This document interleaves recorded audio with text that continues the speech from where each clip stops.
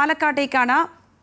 Shafi പറമ്പിലിനെ അധിക്ഷേപിച്ച് CPM Palakkad ജില്ലാ secretary EN Suresh Babu. സ്ത്രീ വിഷയത്തിൽ മാങ്കൂട്ടത്തിന്റെ ഹെഡ്മാസ്റ്റർ ഷാഫി എന്ന അധിക്ഷേപം. സ്ത്രീ വിഷയത്തിൽ ഇരുവർക്കും ഉള്ളത് കൂട്ടുകച്ചവടം. സ്ത്രീകളെ കണ്ടാൽ ബംഗളൂരുവിലേക്ക് ട്രിപ്പ് അടിക്കാമോ എന്ന് ചോദിക്കുന്നയാളാണ് ഷാഫി എന്നും EN സുരേഷ് ബാബു പറഞ്ഞു.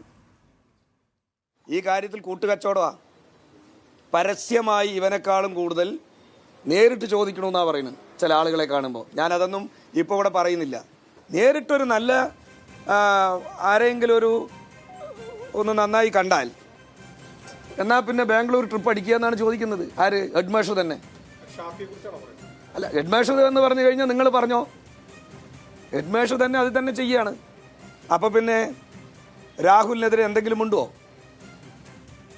സുരേഷ് ബാബുവിന്റേത് അധിക്ഷേപ പരാമർശമെന്ന് പ്രതികരിച്ച ഷാഫി നിയമ നടപടി ആലോചിക്കുകയെന്ന് മാധ്യമങ്ങളോട് പ്രതികരിച്ചു. ഇതാണോ CPMന്റെ രാഷ്ട്രീയം? ഒരു ജില്ലാ സെക്രട്ടറിയെ കൊണ്ട് ഇങ്ങനെയൊക്കെ സംസാരിപ്പിക്കുക എന്നുള്ളതാണോ തെരഞ്ഞെടുപ്പിലേക്ക് CPM ഒരുക്കി വെക്കുന്ന മാനിഫെസ്റ്റോ? ഇതാണോ CPMന്റെ തെരഞ്ഞെടുപ്പ് പ്രകടന പത്രിക? നമ്മൾ ആലോചിച്ച് നോക്കണം.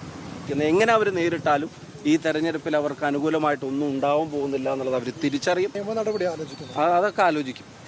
അജിത് ബാബു ഉണ്ട് പാലക്കാട് നിന്ന്. അജിത്ത്, EN സുരേഷ് ബാബുവിന്റെ ഈ വാക്കോടുകൂടി പുതിയൊരു വിവാദം അതിങ്ങനെ ഉടലെടുക്കുകയാണ്. പലപ്പോഴും സൈബർ ഇടങ്ങളിൽ ഇത്തരം അധിക്ഷേപങ്ങളൊക്കെ പല കാലത്തായിട്ട് വന്നിട്ടുണ്ടായിരുന്നെങ്കിലും അത് ഉത്തരവാദിത്തപ്പെട്ട ഉള്ളൊരു സ്ഥാനത്ത് ഇരിക്കുന്ന ഒരാൾ പറയുന്നത് ആദ്യമായിട്ടാണ്. അത്തരത്തിൽ തന്നെ അത് പ്രസക്തമായി വരുന്നു. അതിൽ നിയമ നടപടിയിലേക്ക് ഉള്ള കാര്യങ്ങൾ ആലോചിക്കുമെന്ന് ഷാഫിയും പറഞ്ഞു വെക്കുന്നു. എന്താണ് പാലക്കാട്ടെ സാഹചര്യം?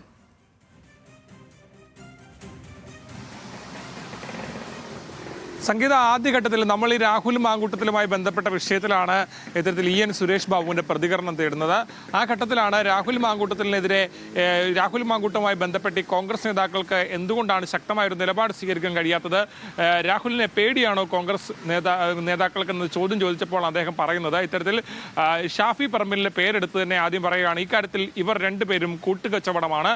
ആ കൂട്ടുകച്ചവടമാണ് പറഞ്ഞതിന് ശേഷമാണ് പറയുന്നത് ഹെഡ്മാസ്റ്റർ തന്നെ ഇത്തരത്തിൽ ബാംഗ്ലൂരിലേക്ക് ആളുകളെ കാണുമ്പോൾ ഇത്തരത്തിൽ വിളിക്കുന്ന സാഹചര്യമുണ്ട്, കാണാൻ കൊള്ളാവുന്നവരെ അത്തരത്തിൽ വിളിക്കുന്ന സാഹചര്യമുണ്ട്.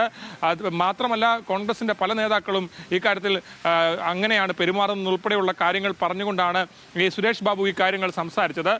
അതിനുശേഷം ഷാഫി പറമ്പിൽ മാധ്യമങ്ങൾക്ക് മുമ്പിൽ തനിക്കെതിരെ ഉണ്ടായിരുന്ന ആരോപണങ്ങളെല്ലാം അധിക്ഷേപപരമായ പരാമർശങ്ങളാണ്. 2026 തെരഞ്ഞെടുപ്പിൽ ഒരു ജില്ലാ സെക്രട്ടറിയെ കൊണ്ട് ഇങ്ങനെ പറയിപ്പിക്കുന്നതാണോ CPMന്റെ രീതി? അതാണോ തെരഞ്ഞെടുപ്പിന്റെ അജണ്ട എന്നുൾപ്പെടെയുള്ള ചോദ്യങ്ങൾ ചോദിച്ചുകൊണ്ടാണ് ഷാഫി പറമ്പിൽ അതിന് മറുപടി പറഞ്ഞത്. എന്നാൽ രണ്ടാമത് സുരേഷ് ബാബു വീണ്ടും മാധ്യമങ്ങളെ കാണുന്നു. നമുക്കറിയാം, ഒരാൾക്കെതിരെ ഒരു ആരോപണം ഉന്നയിക്കുകയാണ്. സ്വാഭാവികമായും അത്തരത്തിൽ അതുമായി ബന്ധപ്പെട്ട് ആ വ്യക്തി അതിനെ പൂർണ്ണമായും നിഷേധിക്കുമ്പോൾ എന്ത് പശ്ചാത്തലത്തിലാണത് പറഞ്ഞതെന്ന് പറയാനുള്ള ബാധ്യത EN സുരേഷ് ബാബുവിന് ഉണ്ടായിരുന്നു. പക്ഷേ അദ്ദേഹം ആ മാധ്യമങ്ങളെ കണ്ട സമയത്തും ഈ കാര്യങ്ങൾ വിശദീകരിച്ചില്ല.